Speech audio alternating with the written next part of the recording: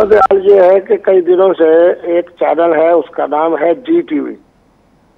तो वो मुझे कह रहे थे कि जी हमारा जो एक सुबह का प्रोग्राम है मॉर्निंग शो, उसमें आप आएँ और फलां शख्सियत भी आ रही है, हमारा प्रोग्राम आपके आने से हिट हो जाएगा। तो मैं उनको 4-5 दिन से माजरत कर रहा था। फिर उन्होंने जब ज़्यादा मजबूर किया तो फिर मैं उनके लिए रवाना हुआ।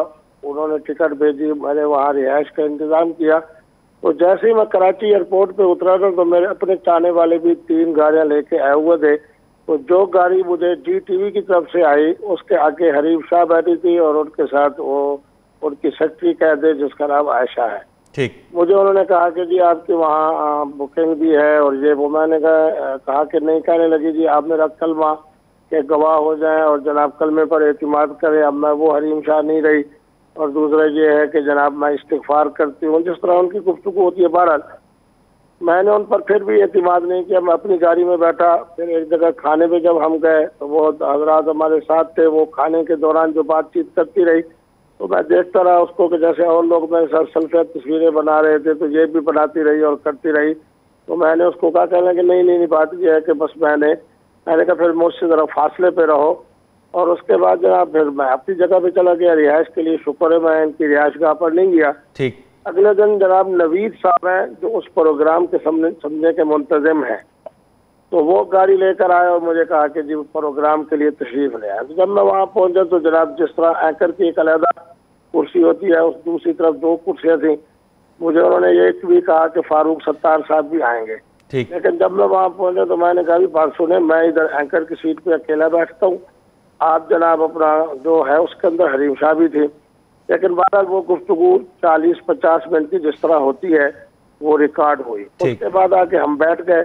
उन्होंने जिस तरह खातिर तवाज़ो की, तो इसने वहाँ खातिर तवाज़ो के दरमियान ही वो जो वाक वाली बनाई है और जो गुफ्तगू वाली बनाई है उसके करके जनाब। लेकिन मैंने नवीद से पूछा, मैंने कहा ये, उसने कहा नहीं जी नहीं, आप हमारे ऊपर एतमाद करें क्योंकि ये अब हमारी मुलाजमा है तो इसलिए आप उसके अंदर। बहरहाल इसके बावजूद भी जो कुछ उसने किया वो आपके सामने है।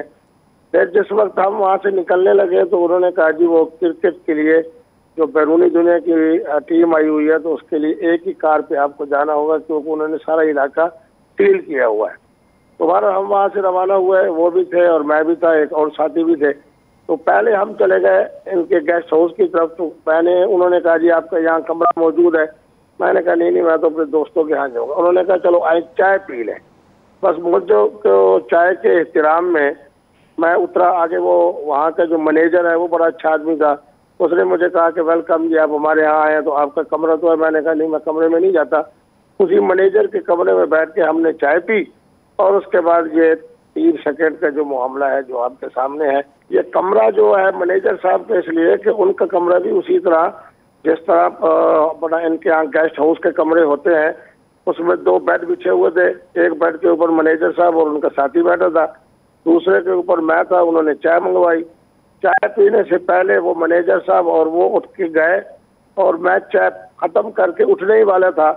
तो इसी दौरान जनाब मैंने देखा कि हरीम शाह दरवाजे के पीछे जो तस्वीर बना रही है और ये जो उसकी शक्ति है ऐशा और आई और फौरी तौर के ऊपर चली गई। आप तवज्जो से देखें ना कि जिस वक्त वो आई है हमलावर होने के लिए तो मेरे आगे चाय का कप पड़ा है खाली। मोहतरम बात यह है कि मैं हरीम शाह के माजी के बारे में कोई बात नहीं करता क्योंकि बहरहाल मैं उसका एहतराम करता हूँ।